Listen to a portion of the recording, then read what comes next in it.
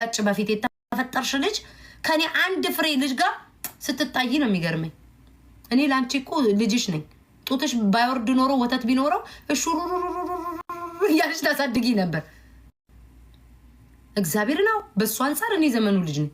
እናቴም ሰኝ እስኪ እሷ ይድሮ እንግዲህ የድሮ ቪዲዮዎች ለማውጣት ማለት ልጅ ሆናችሁ ስትጨፍሩ ምናምን ስትሉ ቪዲዮ ተቀርጾ ካላችሁ እንዴ ምን ትቀላላችሁ? በጣም የቅርብ ልጆች ናችሁ። በሷ ዘመን ግን ቪዲዮ ባልነበረበት ዘመን ሃይማኖትሽን ደግሞ 2-3 የምትቀይሪ ሌላ ሴቷ ቴቴ አይቼዋለሁ። ደግሞ ፎቶሽንም ተልቆ አይቼዋለሁ። ሙስሊም ነበር፣ ከዛ ወደ ሃይማኖትሽን 80 ጊዜ ነው የምትቀያይሪ። አንቺ ንፍጣ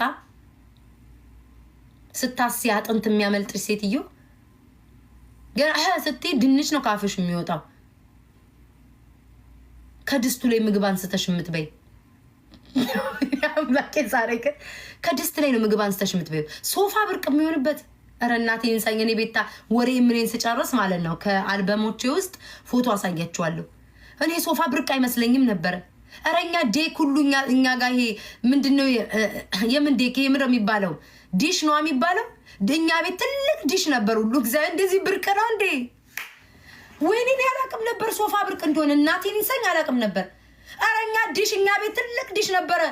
ጎረቤቶች ሁሉ መተው ቲቪ ያዩ ነበር። እንዴ ብርቅ ነው እንዴ ጋይስ? ኧረ ግቢያችንን አሳያችኋለሁ፣ የኖርኩበትን ግቢ እኔ አላቅም ነበር። እኔ አሁን እንደዚህ ሶፋ ምናምን ኮተት ብርቅ አይመስለኝም ነበር። ሶፋ ላይ የተነሳች ሀብታም እንዴት መስለኝ ነበር። ኧረ አሳይሻለሁ እናቴን ይሰኝ። አንዴ ሶፋው ላይ በሂል ጫማ ምን የመሰለ ጫማ ልብሴን ሁሉ ታይዋለሽ። ዝንጥ ብዬ እንዲህ ብዬ ሶፋ ላይ ሁሉ ከነጫማዬ የተቀመጥኩትን አልበም ፎቶ ነው ማሳያችሁ።